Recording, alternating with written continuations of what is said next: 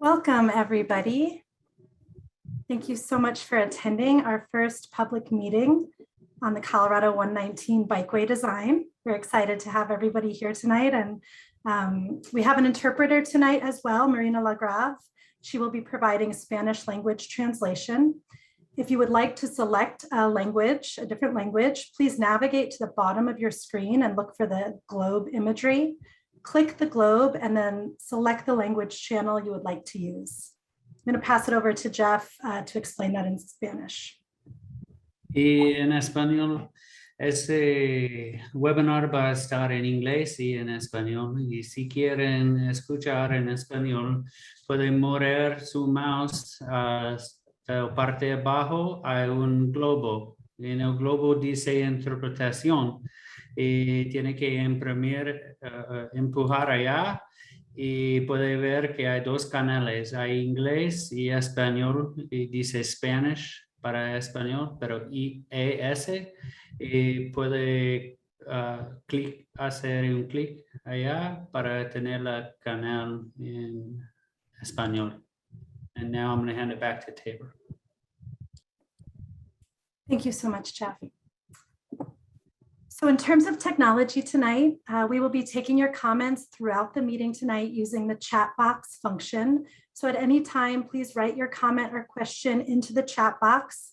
And when our presentation is finished, we'll be presenting the questions to the panelists. So feel free to use the chat the whole way through, and we'll be making sure that the questions are answered at the end of the presentation. Next slide, please. This is our agenda for the evening. Here we are at welcome and opening remarks. We're really excited that you're here and participating. As you see, we'll have a presentation from 5:45 till about 6:25. We'll go through our questions and answers with the panelists, so please comment. We're really excited to hear people's responses tonight and hear what you have to say about the project. And then we'll be going through wrap up and next steps. Next slide. So we'd like to talk a little bit about the purpose of the meeting tonight. We're going to be going through the project vision and objectives, providing an overview of project elements.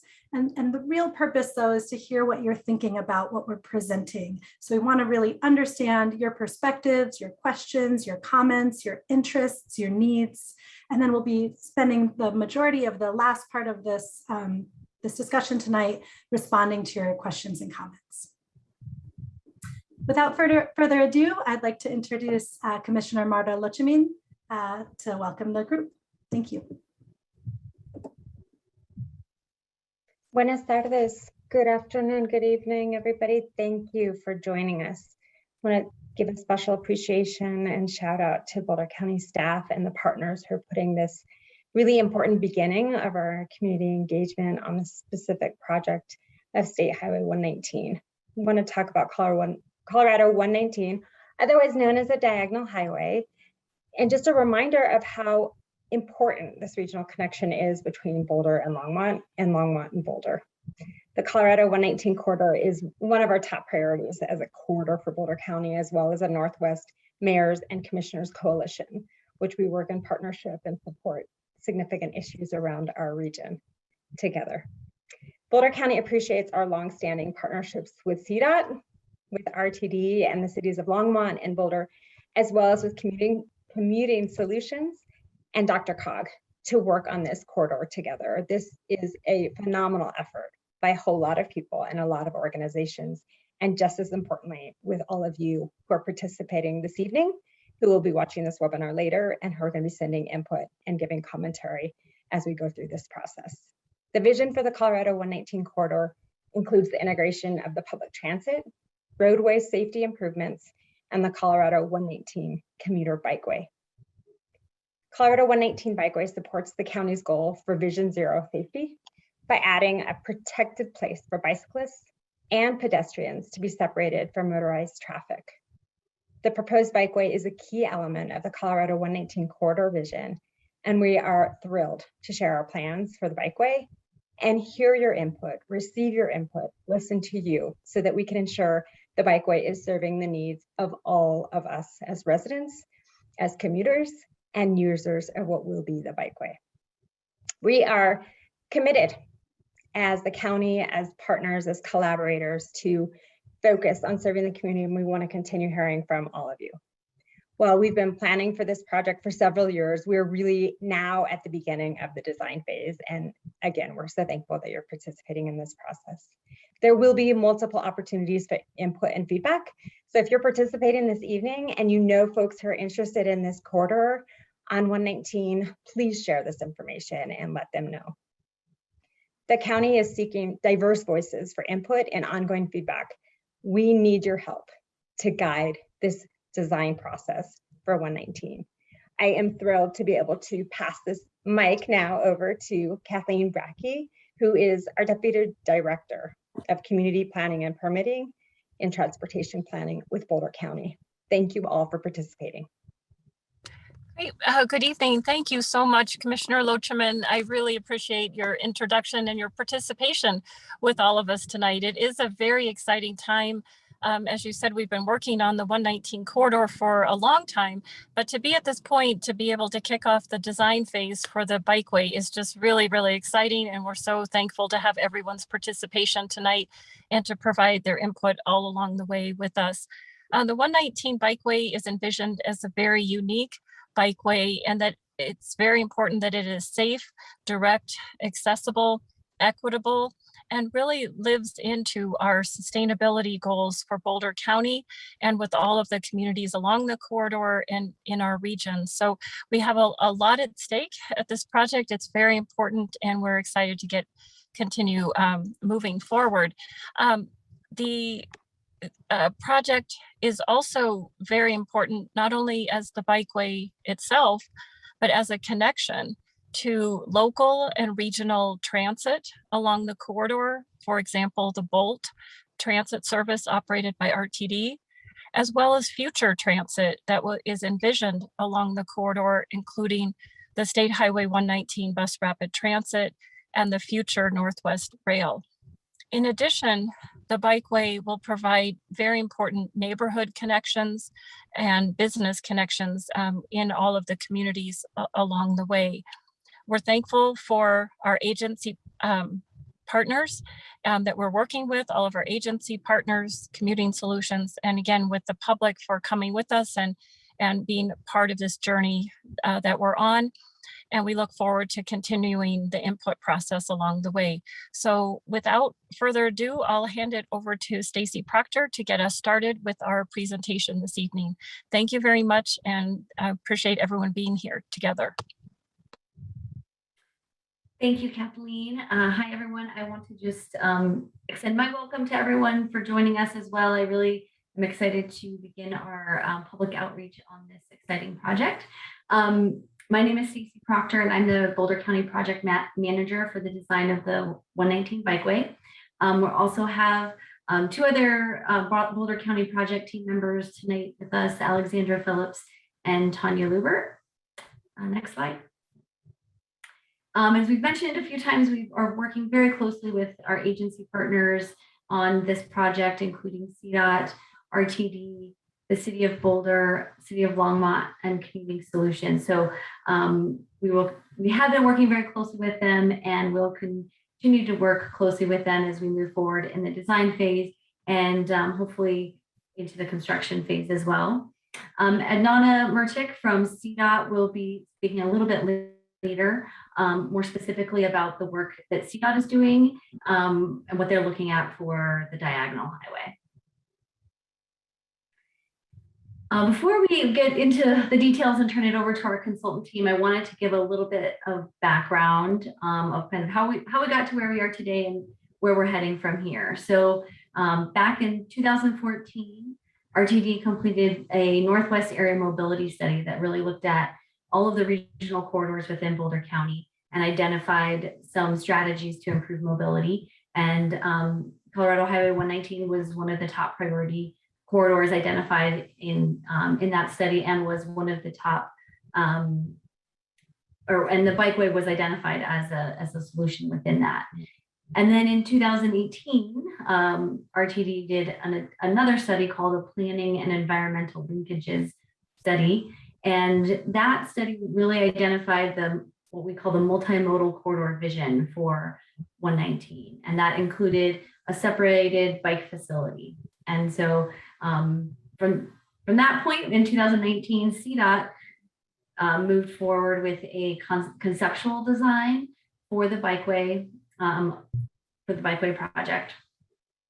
And then since that time, Boulder County has received a grant and has taken the lead on designing the Bikeway project. And right now we are right here in the 2021 where it says concept plan review and refinement.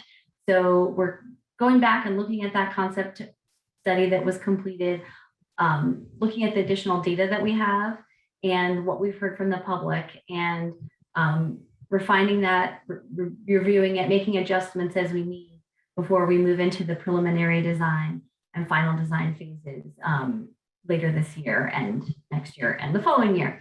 So that's kind of the process that we'll be going through and where we are now.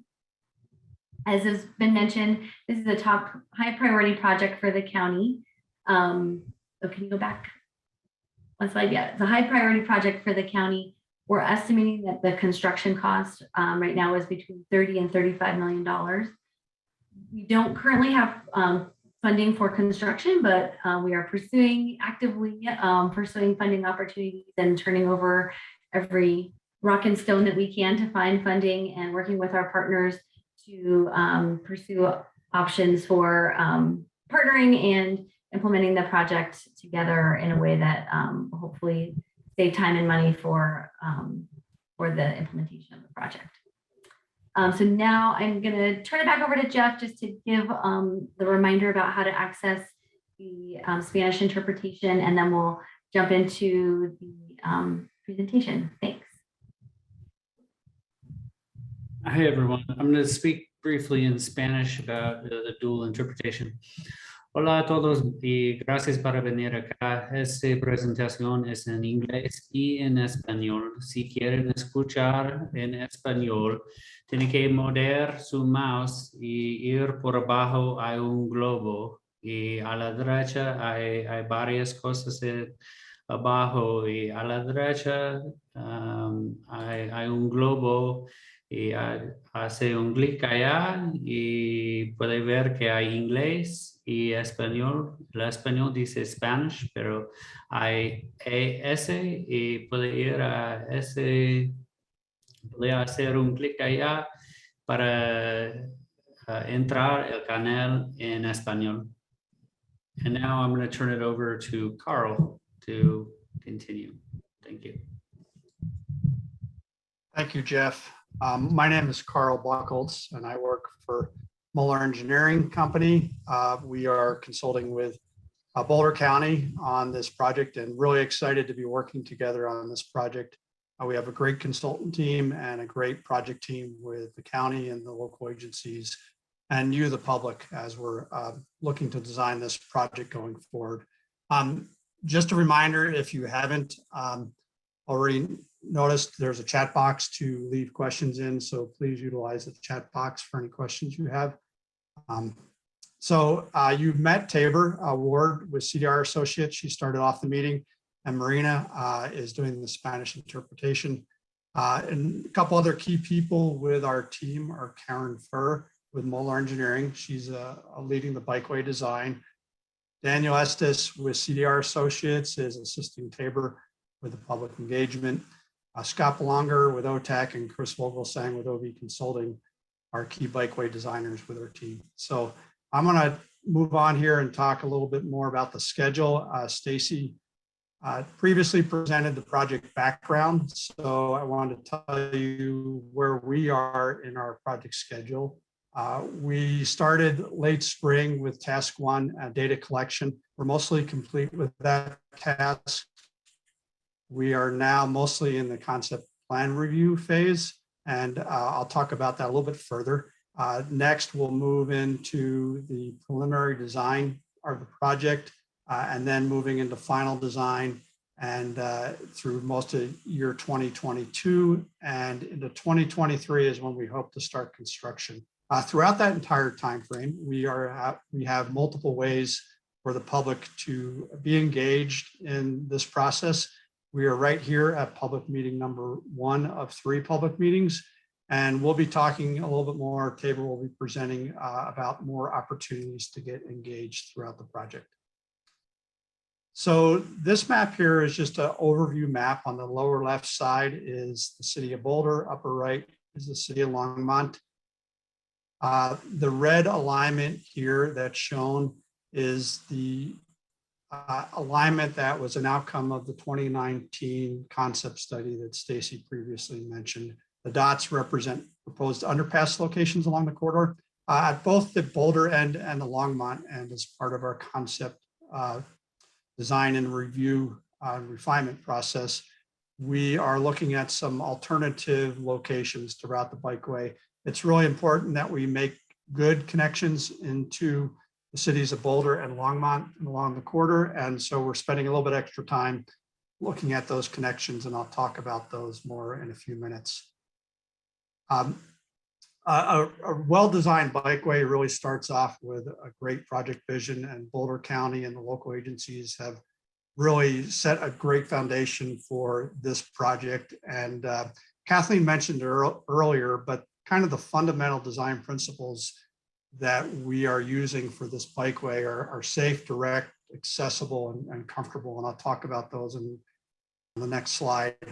But other really key parts of our project vision are a good transit interface with RTDs and CDOT's proposed bus rapid transit project in the corridor. Very much so inclusive and equitable facility that really reaches all population groups. And having those connections in the communities and along the route that really make the bikeway facility tie in well to existing infrastructure and to the places where people want to go and be. We also want to design a year-round use facility that is well maintained throughout the year, and relying also on best practices that we can utilize expertise from around the country, and even looking at international best practices and employing those where appropriate. So I want to talk briefly about the 4 design guidelines that I mentioned earlier. First and foremost, we want this facility to be safe. The current 119 corridor is a very high-speed corridor. We get a lot of bicycle riders who ride on the shoulder, which is not optimum, and we want to provide a facility that is safe, has underpasses under high volume roadways and overpasses across creeks and irrigation ditches, enhanced crossings where we're crossing streets at the surface level as well, and building with gentle curvature, good visibility, lighting at key spots, good appropriate signing and marking, and safe conflict zone areas. We also want the facility to be very direct, to minimize the length. We know this is important to the bicycling community. If people are going to bicycle from Longmont to Boulder or anywhere else along the corridor, they want to be able to get to their destination in an efficient manner. So that's a really important aspect of our design principles. Appropriate design speed to make sure that we can accommodate bicyclists of all user types, and giving priority to the bikeway, prioritizing access as well, and designing for gentle inclines and declines, recognizing that we will have all user types using this bikeway facility. And of course, a good continuity. We don't want somebody to have to divert off the bikeway in order to reroute and reconnect with the bikeway. So that's an important element as well. Accessible is very important, that we make this available to all users with good trail connections, that we're reaching the underserved communities, and that we meet or exceed accessibility standards for people with physical disabilities. We're providing good access to transit, and clear wayfinding along the corridor is also going to be very important. And then last but not least, we want this to be a comfortable path. We want it to be wide. Our present design width is 12 feet along most of the corridor, and perhaps wider in some other areas. We want to design a facility that has a nice smooth surface. I mentioned earlier year-round maintenance, good drainage. Accommodating e-bikes will be important as we move forward into the future, because we know e-bike sales have been increasing every year. And wide curb ramps so that we're not having pinch points at access points into the facility. This slide shows what we call several typical sections to show the path width along that we're considering along the corridor. We're showing the upper left area here shows a 10-foot wide bikeway. That is really the standard width that is common in a lot of bicycle facilities.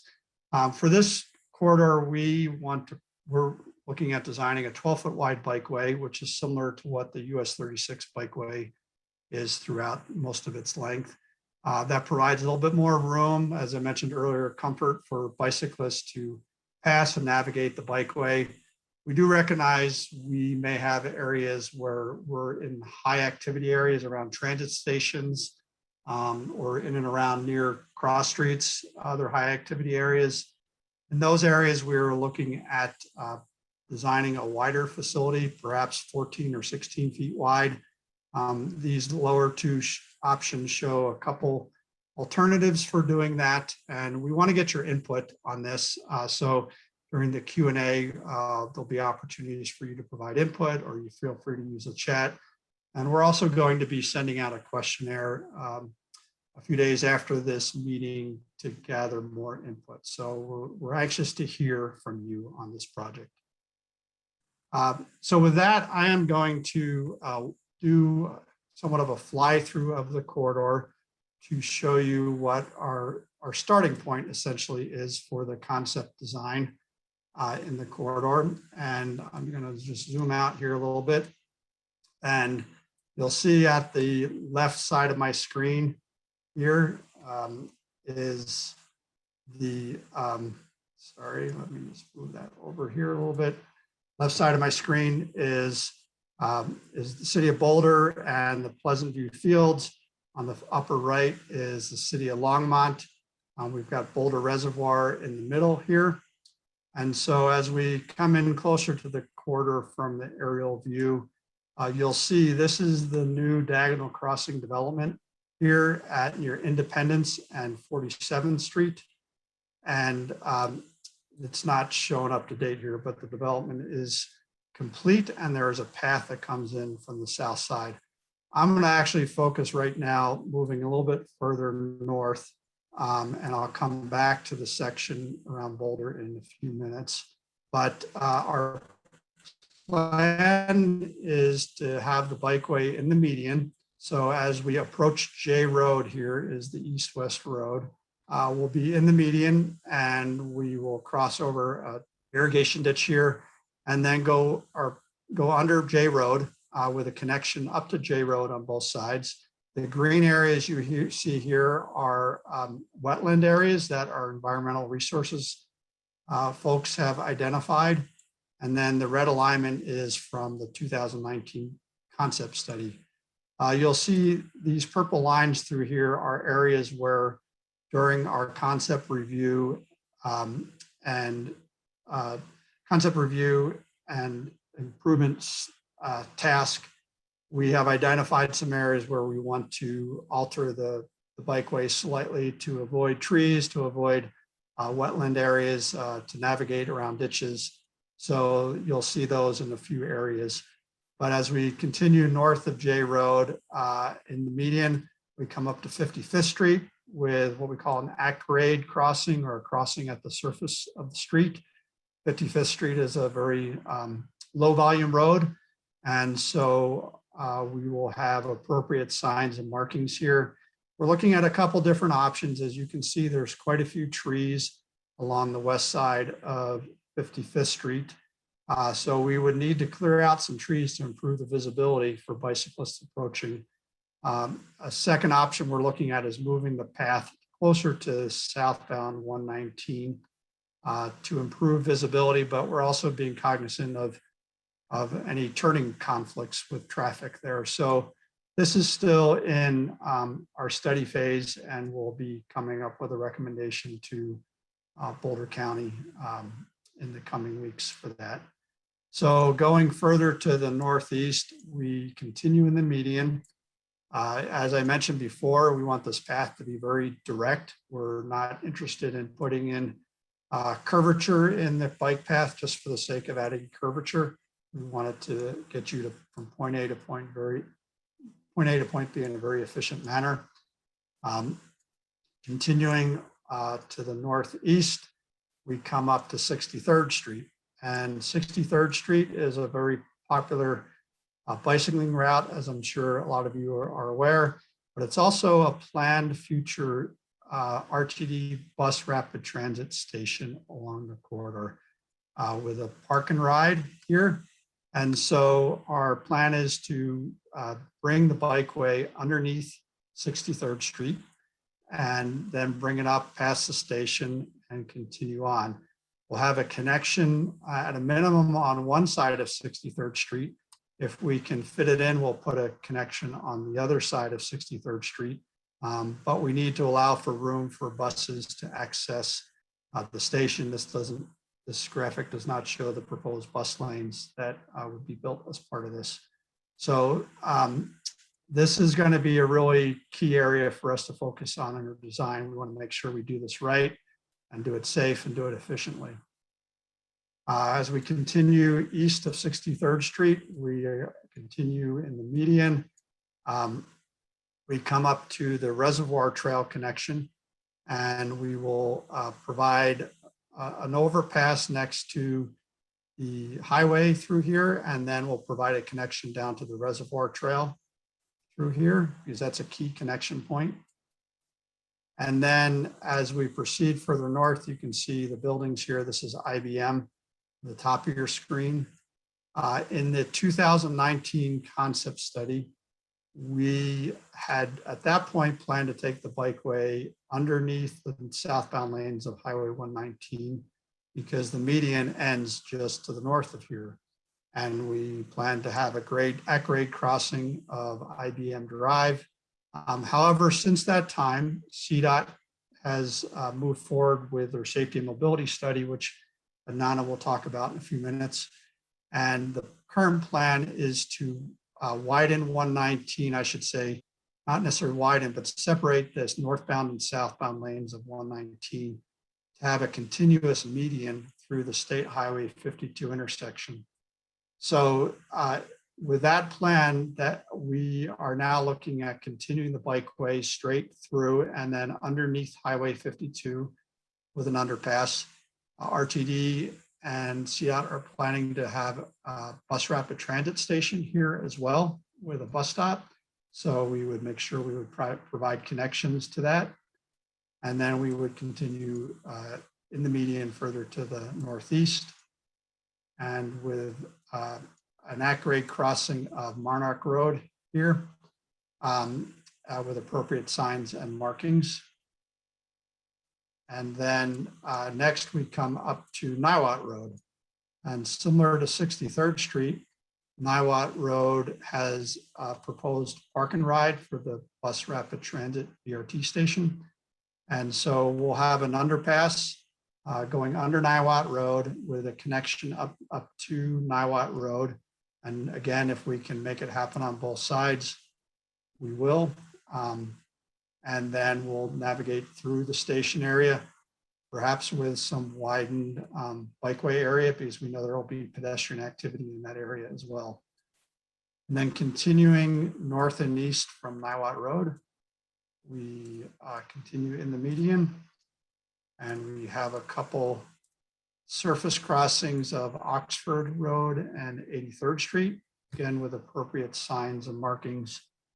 And then from there, we continue further to the northeast until we get up to Airport Road. And Airport Road is a key connection point for us. We know there we have a lot of bicycle traffic that accesses 119 from Airport Road. There are bike lanes and there's a bike path. There's also an existing underpass under the northbound side of 119. And an at-grade crossing is proposed for Airport Road. And I'll talk about that in just a moment. I'm gonna stop with Google Earth here and move to another slide, talk about some of the specifics of different alternative alignments. So to reorient everybody, so north is more to the right.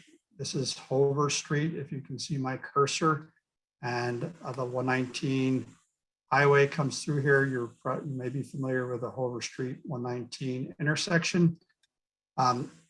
So down at Airport Road here on the left side of the screen, we're showing this at-grade crossing, and then the red alignment is where we would continue in the median here.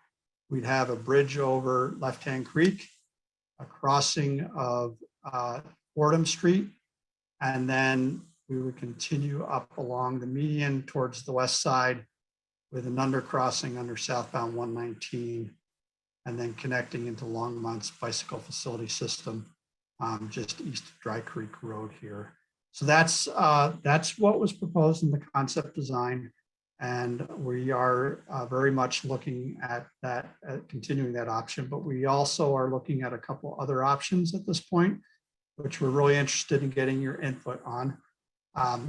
The blue alignment would actually cross under 119 to the west of Airport Road, and then it would utilize the existing underpass crossing of Airport Road, but it would be an enhanced underpass. We realized the existing underpass there would need to be improved, widened, and improved visibility through there. So that would be part of that alternative. And then this option would continue up along the west side of 119 with a bridge over Left-Hand Creek. And then it would need to deviate around off of the alignment slightly. There is some potential right-of-way needs that would have to happen as part of the blue alignment. So that's why we're still investigating that. And then it would continue along the west side of 119 and connect in with the red alignment. And then the third option is essentially the red alignment, and then coming off of the red alignment north of Fordham Street, the gold alignment here would, instead of connecting under the southbound lanes of 119, the gold alignment would connect under the northbound lanes of 119, and then come in behind Oscar Blues and connect in near where the existing underpass and bike and shelter station is within Longmont area. One other thing I wanted to mention, at Airport Road, I said that we have an at-grade crossing there. We are looking at the feasibility of an undercrossing below Airport Road. There are some real challenges with making that happen from a drainage standpoint. So we're not entirely sure yet about the feasibility and cost of doing that, but that is something that we're looking at a little bit more closely. It could potentially be a future, maybe phase 2 improvement for this project. And then on the south end of the corridor, I want to talk about the Boulder connections. Here is the diagonal crossing development I had mentioned previously.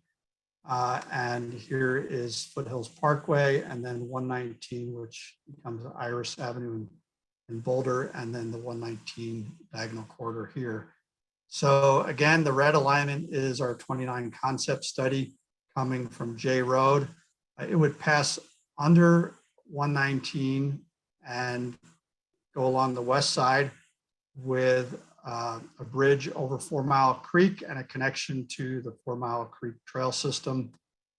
And then a connection, an underpass under 47th Street with a proposed connections that's not depicted here, but with a proposed connection to 47th Street and tying into the Pleasant View soccer fields area. Another option that we are looking at very closely is the blue alignment. And this would extend from the current bicycle facility that comes out of Diagonal Crossing development and connects with the 4 Mile Creek trail system. We would connect in there and stay in the median and construct an underpass and come up between the northbound and southbound lanes of 119 and then follow along with the red alignment. That provides a more central connection that would utilize infrastructure that's already built and then connect with 47th Street.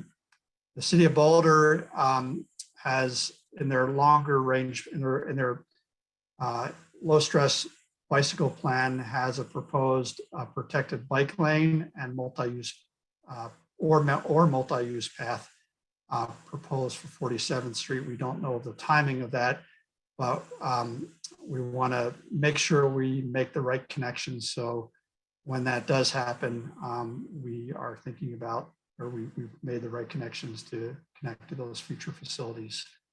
And then couple other mentions here. Another option would be to make this connection up near the street level, either with a bridge adjacent to the 119 bridge over 4 Mile Creek, or possibly utilizing the extra wide shoulder that's there.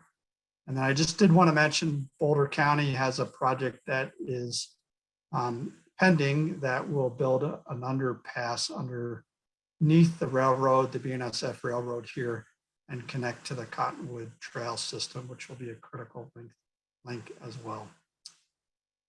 As I mentioned, we are very interested in getting your input, just like on the Longmont end. We want to hear from you regarding the Boulder end too, and make sure we are making the right connections. And we realize this is really an important part of the bikeway design, is how we interface with both the Boulder and the city of Longmont bicycle systems, as well as trail connections along the corridor. And then one more slide, and then you don't have to hear me talk for a little bit longer. I wanted to just go over some of the projects that are happening in the corridor. In addition to our Bikeway project, CDOT is conducting the 119 Safety and Mobility project that was mentioned earlier, and Adnan is going to talk about that next. Commuting Solutions recently completed a first and final mile study, which is really important input to our study to make sure we can connect to existing facilities and land uses along the corridor. And then the city of Boulder has a 28th Street Business Access Transit Lanes project that is underway. The city of Longmont is in the design phase of Kaufman Street BRT project, which would interface with the future 119 bus rapid transit system. And then Longmont also has applied for funding to approve the Hover 119 intersection and make major upgrades to that intersection. And then finally, CDOT is currently working on the State Highway 52 Planning and Environmental Linkages Study, which is looking at connections into the 119 corridor into the future. And that's a study, not a design project. So with that, I am now going to turn it over to Adnana, and she's going to tell you a little bit more about the work that CDOT's doing. Thank you, Carl. Good evening, everybody. My name is Adnana Murtic. I'm with CDOT, and I'm the project manager for Colorado Highway 119 Safety and Mobility Project. So Colorado Highway 119, or Diagonal Highway, is the main corridor between City of Boulder and City of Longmont that carries over 50,000 vehicles per day. And that amount of traffic creates multiple congestion points, causing delays and traveling reliability issues. CDOT engaged more engineering to work on developing and installing safety and mobility improvements on this highway between Foothills Parkway in the city of Boulder and Hover Street in the city of Longmont, which are both located in Boulder County. RTD is working as a partner with CDOT in this project in an effort to identify where BRT elements should be implemented. Signalized intersections included on this project are J Road 63rd, Colorado Highway 52, Ninewood Road, and Airport Road. For CDOT's vision, along with its stakeholders for the Colorado Highway 119 Mobility and Safety Project, is to improve safety, highway capacity, and mobility in this corridor through a variety of means, including intersection improvements, possible managed lanes, and multimodal improvements. So as you can see here, the overall project goals are, as I said, already is to improve safety in the whole corridor, then maximize intersection operational efficiency, which would result then in maximizing corridor-wide operational efficiency, and maximize the number of people able to move through this corridor and improve transit travel times and increase ridership and improve opportunities for bicycle commuting and connectivity to the bicycle and pedestrian network. Next slide, please. The HPT is Colorado 119 traffic alternative analysis study is assessing traffic alternatives, including the following alternatives. Base scenario, all for 2045 year base scenario, transit queue jumps and bypass lane, and 3 general purpose lanes.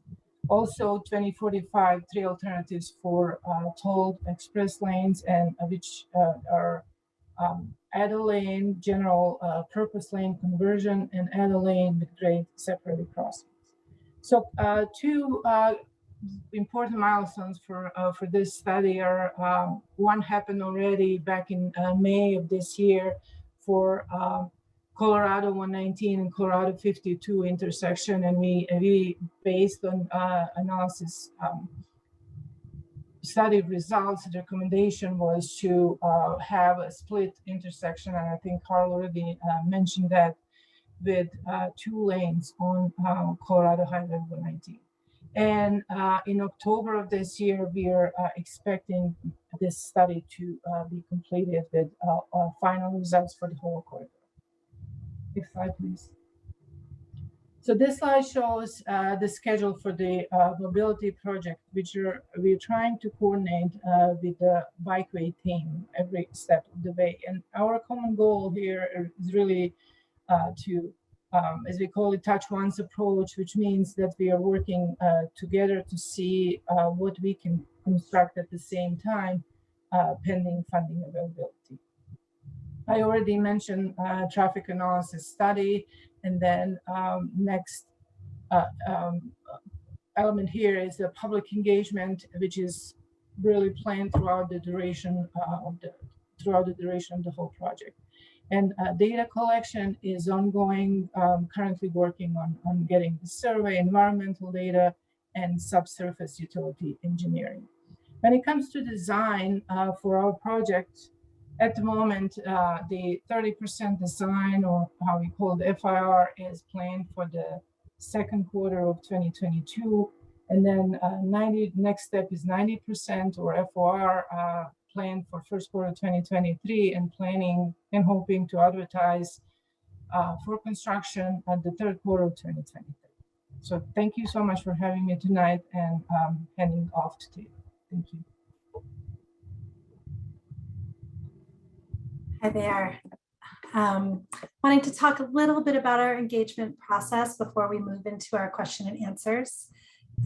So our principles around this, we want this to be community driven. There's a lot of different users on this corridor. So equity and inclusiveness is huge for our engagement process. There's a lot of different needs here, and we're really actively seeking voices that aren't commonly part of these processes and commonly part of public decision making. So please do, as Commissioner Lochiman suggested, send this to others who may not be engaged. We want to hear from folks on how they may use this in the future. So we've had a couple of project milestones, our project vision, which we've talked about, the concept plan, review and refinement, the draft plan, and reviewing final design. So these conceptual plan, this is what we're really hoping to get additional feedback on from you at this point. We'll be sharing the vision and goals throughout this project as we move forward. Here are some of the tactics and strategies we'll be using to reach out to the community during this process. Press release, newsletter, surveys. We have a website. We'll be doing more public meetings and also small group meetings with different stakeholder groups. Again, we'd love to hear from you. If you have suggestions about who we should be meeting with, please do put those in the chat tonight. We would love to know who else we should be talking to. We have a community advisory committee. We'll be putting that link in the chat. We'd love you to apply for it. We need your voice, and we'd love you to apply to be on this advisory committee. We're also working with an equity stakeholder group, and they will be kicking off mid-September to work on ensuring Latinx engagement and Spanish-speaking engagement. Next slide, please. This is not an exhaustive list, but we're just trying to give an example of the different types of users and the different types of groups who we would like to be in touch with and working with. Again, if you have additional suggestions that are not included on this list, or that's sparking you to think about other folks who could be involved, please do suggest this. That's why you're here tonight, is to give us input on how to do a better job making sure that folks are engaged in this process and we can hear what your needs are. Last slide, please. So just to go a little bit more into our equitable engagement roadmap, as I mentioned, we have an equity advisory committee as well as a community advisory committee. We'll really be prioritizing vulnerable communities along the corridor and vulnerable user groups. And we'll be measuring that by making sure that there is community penetration of this messaging and of people participating, that we're using accessible platforms, that we have interpretation, that there's ways for people to get involved in an accessible way, user legibility, and the use of technology. We'll also be co-facilitating engagement opportunities with community members. So we'll be using some community connectors to do surveys in the community, especially our Latinx communities, and making sure that, again, we're liaisoning to different communities that aren't usually engaged in these processes. So how do you continue to be involved? We hope this isn't your last meeting. We have a newsletter and listserv. Daniel's going to drop that into the chat right now. Please sign up so you can get updates pushed to you. Please apply for a community advisory committee. Again, there's a link in the chat that Daniel's going to put in right now. And visit our project website to keep updated, share it, put it on Nextdoor, put it on your Facebook page. We would love your help spreading the word that this is happening. We will be sending out a post-meeting survey. We would love, I know nobody wants to do one more survey, but it will really help us again, hear what you're saying, hear your input, understand your needs. And again, as I mentioned, suggest to us different groups to reach out to and get your neighbors involved, get your friends involved. We want this to be fun, and we want to hear your voice. So, oh, thanks, Joyce, that's great. Carl's going to be playing a video, and then we're going to be going into a video of the corridor, and then we're going to be going into Q&A. So thanks for sticking with us.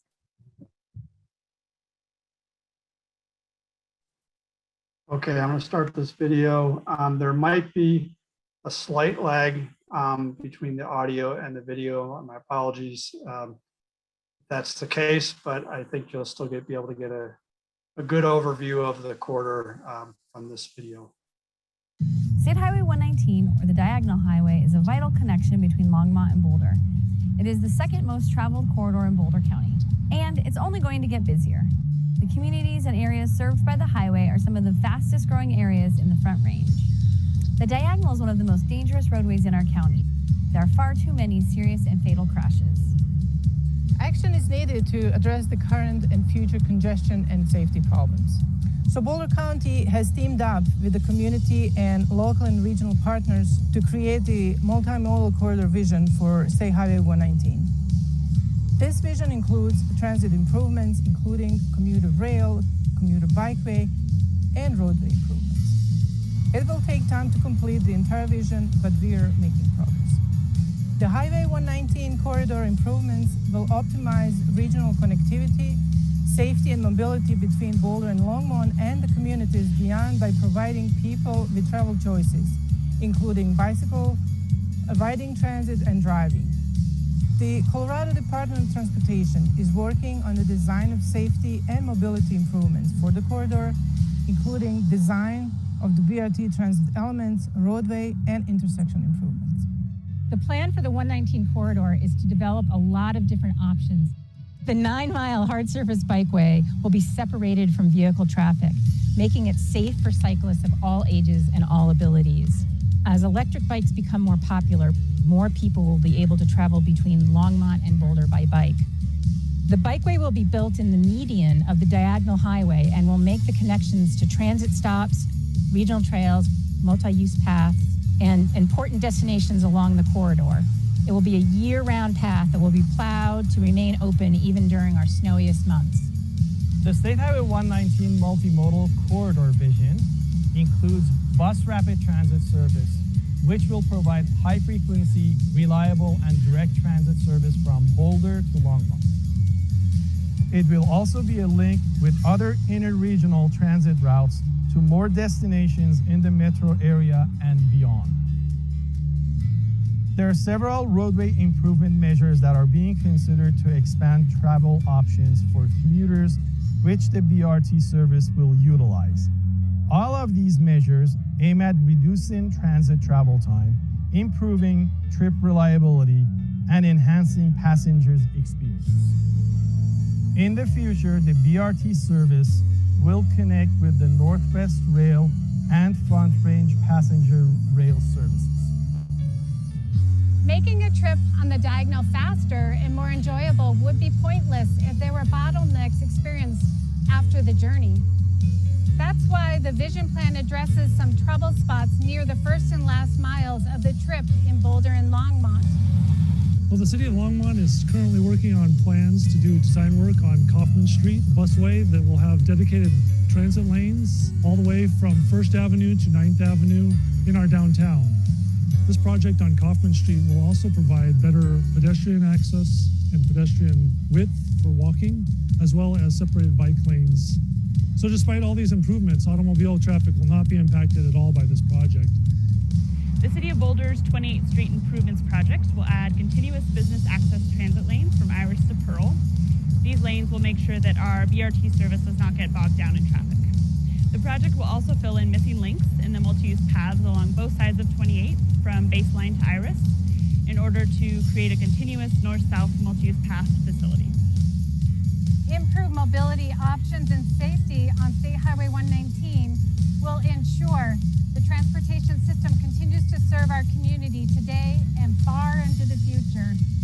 As we move forward with the corridor vision, we'll continue to work with the community to achieve the vision of a safe, accessible, and efficient 119 corridor.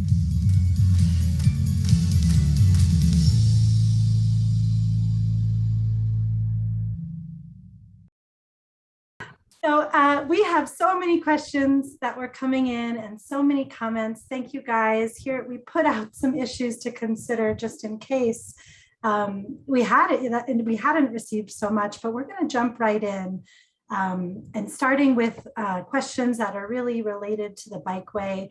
If you don't hear your question tonight in the discussion, I want you to be assured we're capturing all of this. And we're also capturing a lot of the comments as well. And we'll be looking at those, reviewing those.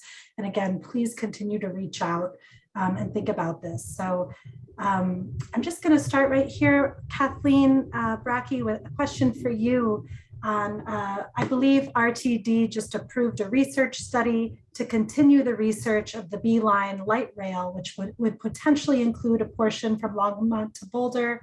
Are you working with RTD to see if there would be no conflicts between this Bikeway project and a future light rail?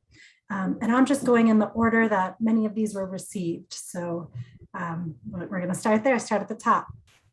Great, thank you for the question. And yes, Boulder County, as well as all of the cities along this corridor and CDOT are working with RTD on their planning for Northwest Rail. And it's not light rail, it's actually what's called heavy rail or passenger rail service that would use the existing rail lines that are there. But we are certainly coordinating our agencies to make sure that the Bikeway and the future Northwest Rail are compatible and complementary to one another. So I hope that helps answer that question. Thanks, Kathleen. That was great. Given that we already have the Lobo Bike Trail, are you considering widening that and providing connectors to the diagonal as needed to the Bolt, which is the bus transit from Boulder to Longmont? Stacy?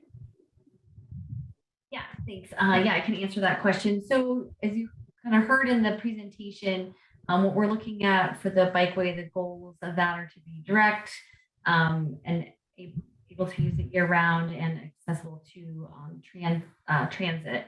And so the Lobo doesn't currently meet those goals. And so that trail the Lobo Trail is on Parks and Open Space property, which currently the design standard for Parks and Open Space trails is to be unpaved. And so it wouldn't meet our goals of being direct and as accessible to our transit facilities. And also in order to pave that so that we can plow it for year-round use, we would need to have a change in the design standard for that trail. So those are the big reasons why we've really started looking at this alternative commuter bikeway in addition to the recreational facility that a lot of people love and use, but that we would have a commuter facility as well. Thanks so much. Is there a cost benefit analysis to show how the money used in this effort will be utilized? Has there been any cost benefit on that? I'll put that to the Boulder County team. Yeah, I think I have to get back to folks on that. I don't think we have a specific cost benefit. And it says like something about the underpass, and I wasn't sure what underpass we're talking about there. So yeah, we might have to just get back to folks. There was a lot of commentary about noise and folks really wondering about how noisy the bike lane will be. The traffic is fast, there's 6 lanes. Folks comparing this to Highway 36. Can we talk a little bit about noise here and how we're going to be addressing that, Carl? Sure. Yeah, that's something we've had in the back of their minds, and that's actually one of the reasons why we selected the median alignment. The median alignment actually allows us to be further from the roadway in most cases due to the right-of-way constraints on either side of 119, and especially along the east side where the railroad tracks are located. We have very little ability to move the bike path farther away from the corridor. So we understand that noise may be a concern, but the median is quite wide through there. There are some areas where there's some trees and in the area, but we still feel that the bikeway and the median is the best place to be from a noise perspective compared to the other options of where we would place it otherwise outside the corridor. Great. Thanks. Is there a sense of traffic counts on the bikeway, Alexandra? Thank you. Yeah, future bike counts, no, we don't have that. What we do have are bike counts on a lot of the cross streets and on the US 36 bikeway. We also have access to Strava data. I saw in the comments someone mentioned that. So we do know that there are a lot of cyclists out there. And we do also know that there would be a lot more if there were separated pathways, but we don't have projections on the total number for the bikeway. Thank you. I'm just moving fast through these because there's a lot here, so I'm going to keep going. There was some talk about the e-bike movement and a lot of e-bikes happening here. Is there a sense of how we would look at the faster speeds of e-bikes and the non-motorized cyclists, and some thoughts around how those interactions will be addressed on the bikeway? Can I take that one as well, just for a minute, and then someone else can add to it as well? That is something that we are discussing, and we're very interested to hear your feedback on it. One of the ways we're thinking of doing that separation between the different speeds, if you remember, one of the slides showed the total wide bikeway of about 14 to 16 feet with the separation of bikes going in 2 different directions, plus what we're calling a casual zone is one way, or we could make that other one side of the bikeway like a walking zone. So what is your feedback on having the the bikeway plus the casual zone for the much slower riders. So we are thinking about that. We don't have any exact answers yet. And we're also, of course, where we can have the space, make a wide 14 to 16-foot bikeway.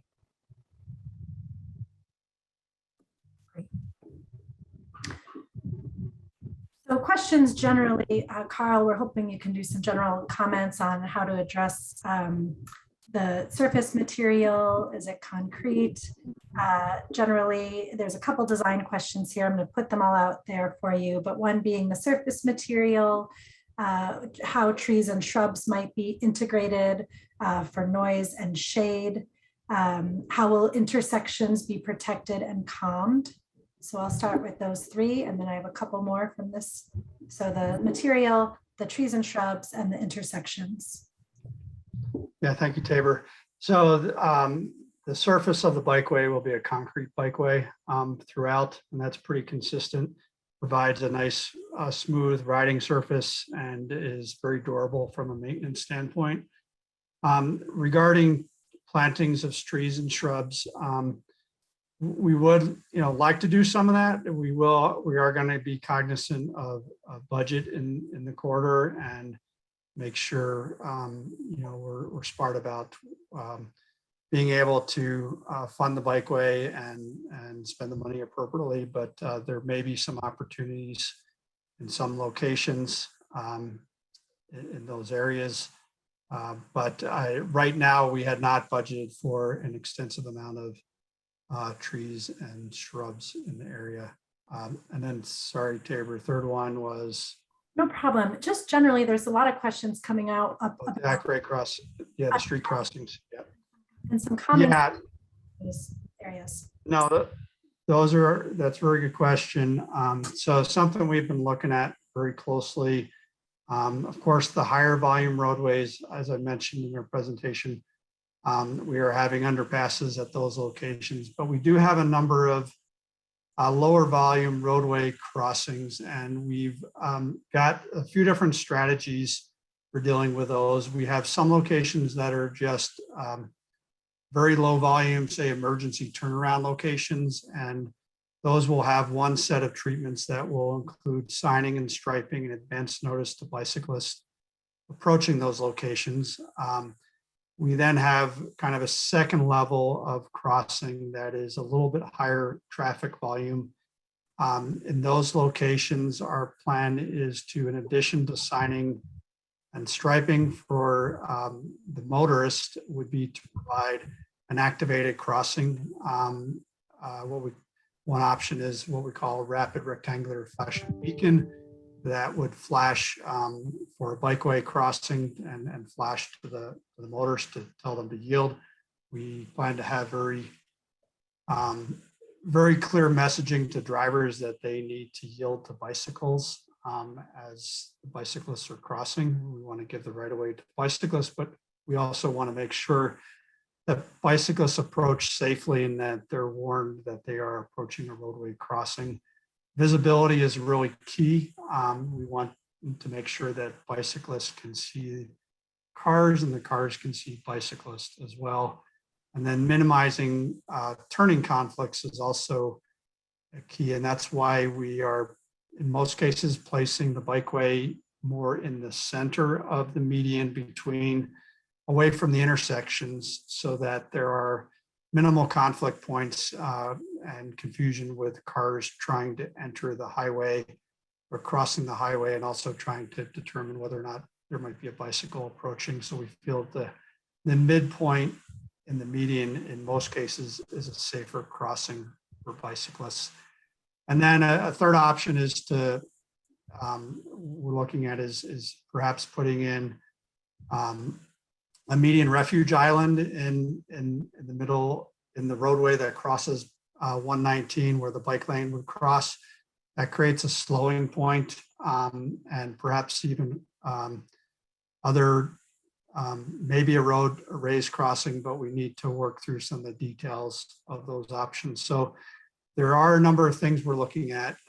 We realize this is a really important part of the bikeway facility, and we want to make it safe and for the bicyclists and as clear as possible. So it's a good question. Right. Along with that, there's a question around while we're looking at the bikeway, are the intersections for vehicles going to be improved as well? Roundabouts or more predicted model of traffic lights, signal rotation? Will that also be addressed? Yeah, I can jump in there, and Adnana, feel free to help answer that question too. But Adnana had mentioned previously about the high performance transportation enterprise traffic study that is being done. And that is looking at a number of different improvements along the corridor, both intersections and within the corridor. CDOT also has funding for putting in what's called an adaptive traffic signal system along the corridor that is more advanced technology for controlling the traffic lights for vehicular movements on 119 that would provide better coordination. So that project is well into the design phase and is scheduled for construction funding. And then the other study that I mentioned, the traffic study, is looking at various components of, say, queue jump lanes for buses and other safety improvements at the intersections and operations improvements. I don't believe roundabouts are part of the alternatives being considered at this point, but I'd have to defer to Nana on that. Nana, do you have any more to add to what I just said? Oh, I'm sorry, my technology is not working for me. No, Carl, I think you covered it really well on that. And we're just working, as I mentioned before, just coordinating everything. So that way we're addressing the bikeway traffic and the buses and all other movements in the corridor to provide that, as we said, as our project is called Safety and Mobility, just to make sure that moving people through the corridor in the most efficient way as possible. Thanks. Carl, a question around, will adjacent crusher fines paths for walkers and runners be provided, or what do we know about that?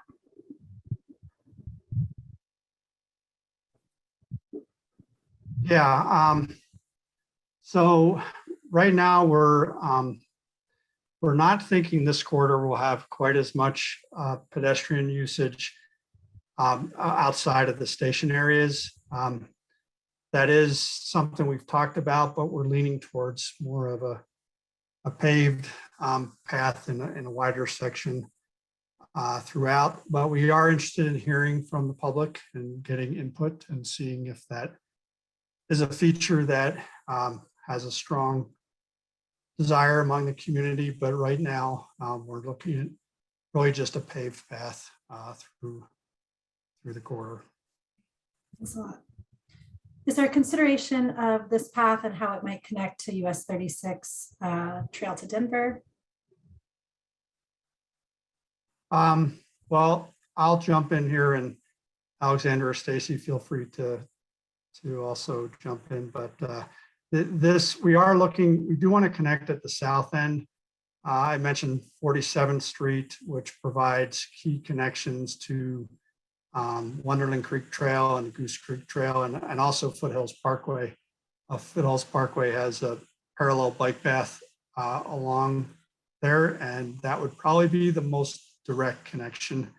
So we do feel like that's a good system-wide connection to make, and that would probably be the most direct route that I think we would enable that connection.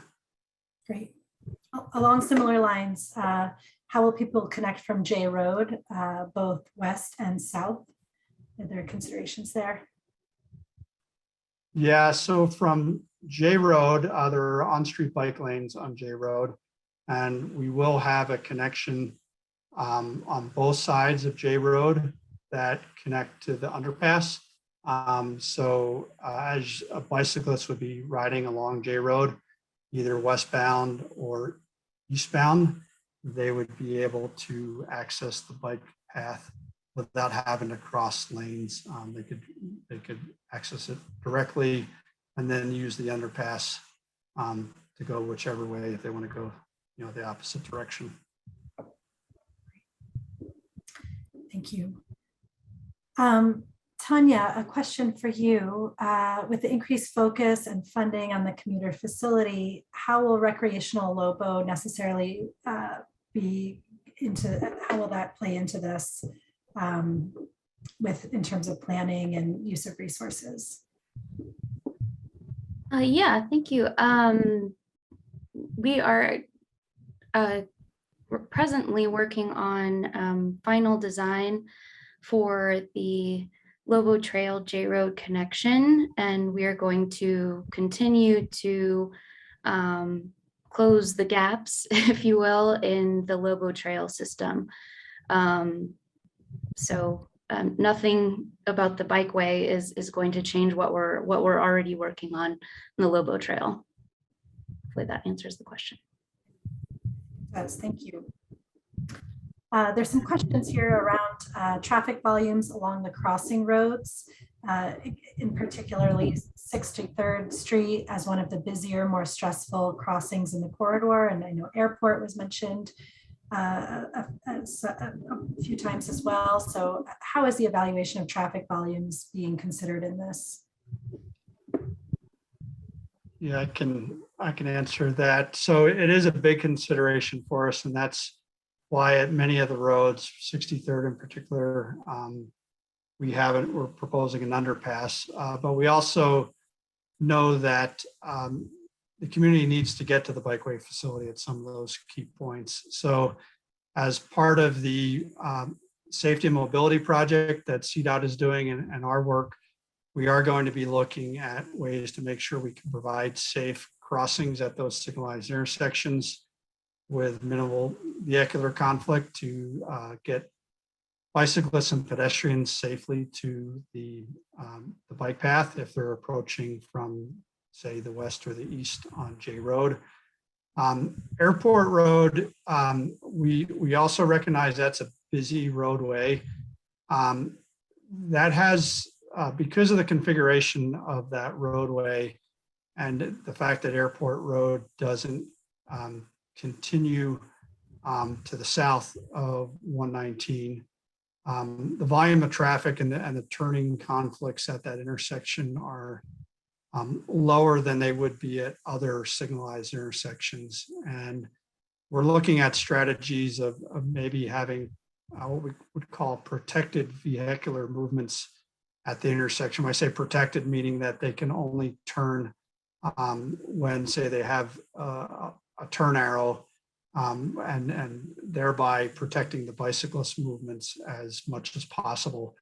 And we would be providing a long portion of the signal cycle for bicycles to cross. So the likelihood of bicyclists having to wait for an extended period of time would be relatively small.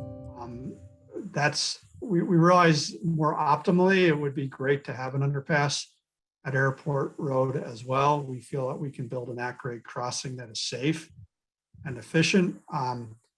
But there are some challenges with building an underpass, as I mentioned earlier, and it may not be something we can do as part of at least the initial phase of the project. So we're still looking at that, but I just want to kind of manage expectations right now and not necessarily commit to an underpass at that location because our current plan is an at-grade crossing. Thanks a lot. Stacy, there's a question about the timing of the various components of construction. Will all the roadway changes have to happen before the Bikeway gets built, or how are these projects integrated?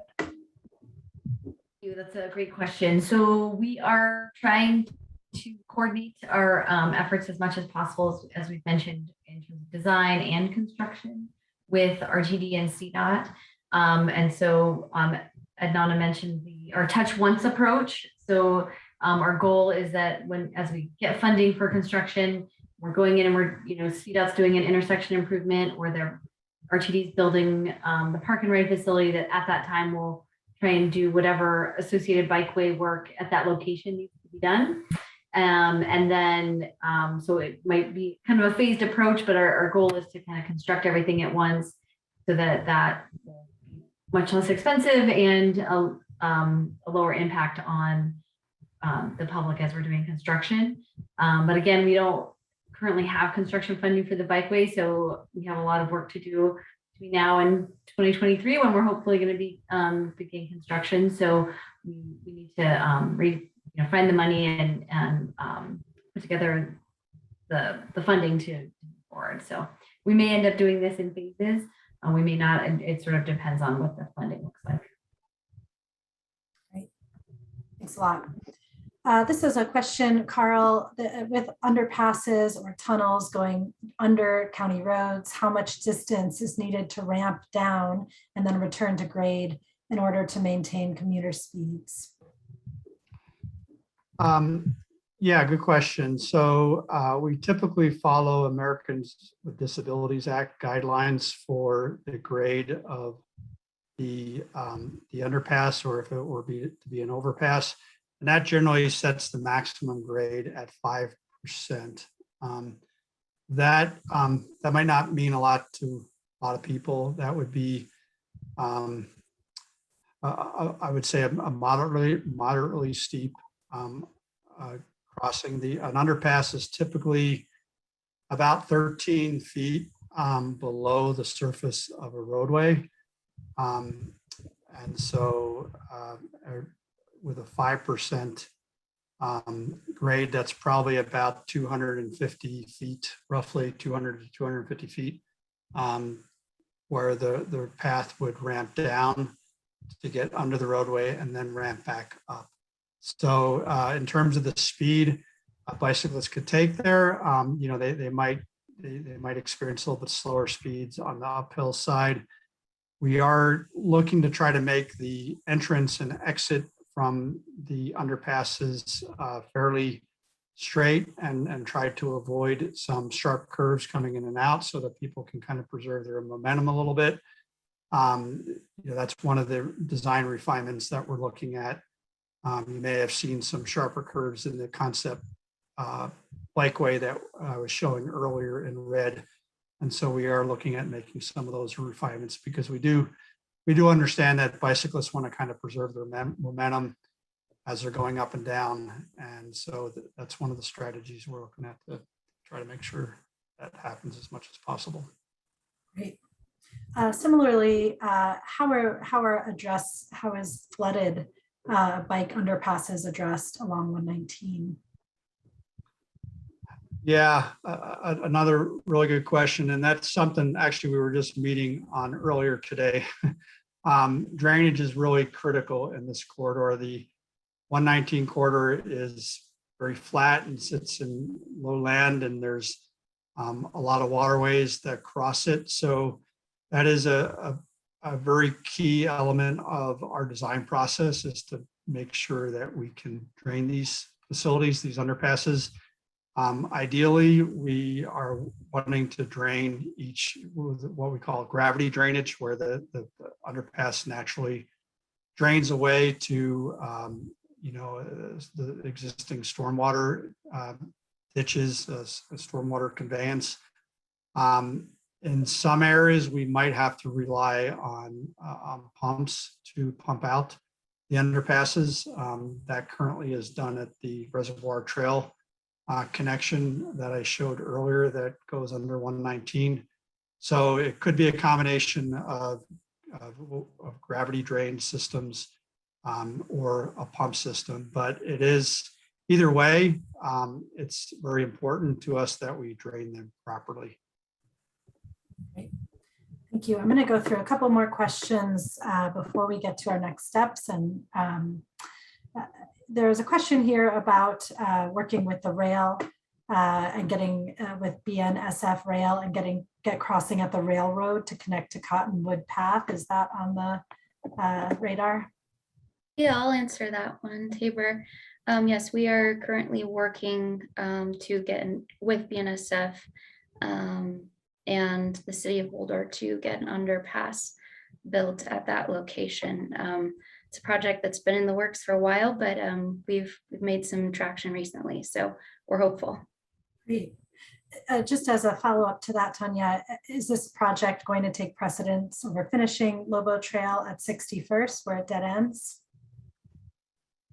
No, I mean, we're doing both as quickly as we can. So one's not taking precedent over the other.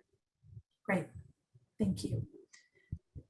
So we'll do about 2 more questions here. And as I mentioned, we're not going to get up to all the questions tonight, but our team is planning on creating a comment response matrix. So we are capturing all of these questions, all of these comments, and making sure that we are considering suggestions in the design and figuring out how trade-offs can be made. And there are some constraints, and there's also some opportunities here. So if you don't get to your question tonight or your comment, we will be providing follow-up to this. So a couple more questions here. There is a question here. What plans, if any, does the city of Longmont have to improve bicycle travel along the Hover corridor? Is that part of this plan? Yeah, I'll ask, I know this is Boulder County mostly here, but is there any plan of how that will intersect? Thanks, Stacy. I'm not sure actually. I would say there might be better, and this might be a good question for us to get back to folks on exactly the plans that Longmont has. I just will add to that we are in discussions with the city of Longmont transportation staff regularly, trying to figure out what the best connections are, and we'll pass that question on to them. Great, thank you. Couple more minutes here. Alexandra, have we considered trailhead parking facilities for users of the corridor at Boulder or Longmont? We haven't really talked about that on the ends of it yet, but so the transit stops, the transit parking would be work as trailhead parking along the bikeway. But thank you for that question, because we'll think more about it at the north and south terminus. One thing I did want to mention real quickly is there will be, the plan is, and we're thinking there'll be a lot of people using the entire bikeway from Boulder to Longmont and Longmont to Boulder, but there'll also be people using segments of it. And I saw that mentioned in the chat, people going from Niawat to other places. So it's not just using the entire bikeway, not the entire 9 miles. Great, thank you. And just before we move on to the next section, Alexandra, we had some questions around the advisory committee process. One being, are drivers integrated? And 2 being, will there be some sort of confirmation, or how do folks know that you got their application? Oh, okay. So the drivers, there's 8 seats available, and 2 of those seats are open-ended for people to just live on near the north terminus and the south terminus. We also have a business owner, an employee that are having challenges either getting employees because of transportation issues along the corridor. We also have transit, people who take transit, people who bike. And as we all know, a lot of people who take transit and bike are also drivers. So I think we will capture that, that perspective as well, and we'll be aware of that as we pick the applicants. Thank you for asking about getting confirmation. We have quite a few applicants already, but please do apply if you're interested. And I will send out a confirmation that we've received your application. Probably, actually, next week, I'll be sending out that confirmation. So thank you if you've already applied. Great, thanks a lot. So just to finish up here, going back to the presentation, Carl, if you don't mind going to the next slide, please. Here we are in the process. We are beginning, this is our first public meeting. We're so excited you attended. We'll be having our equity advisory and community advisory committees beginning to meet and coming up, reviewing applications. There'll be some events in September and those will be advertised, and we hope that you attend them and help us spread the word. After that, the concept plan review and refinement, and that will be another opportunity for engagement and more questions and answers. We'll be continuing to meet with project stakeholders throughout this process to get feedback on how this will serve different needs, going into preliminary design, and then the public meeting again in the first quarter of 2022. So this is where we're going. And next slide, please. Oh, that was the last one. So just as a reminder, please do sign up on our listserv, look at the website, and continue to stay engaged and involved. And again, I'm sorry if we didn't get through all the questions tonight, but we are documenting them so we can continue to answer them. And so many great questions around food trucks and dogs, and there was some questions around maintenance. So we're seeing everything that you're writing here and really taking those into account. So please do continue to show up at these meetings, and we love having the input. It's going to make it a much better bikeway and serve our communities. So thanks a lot for coming, and please stay tuned for more.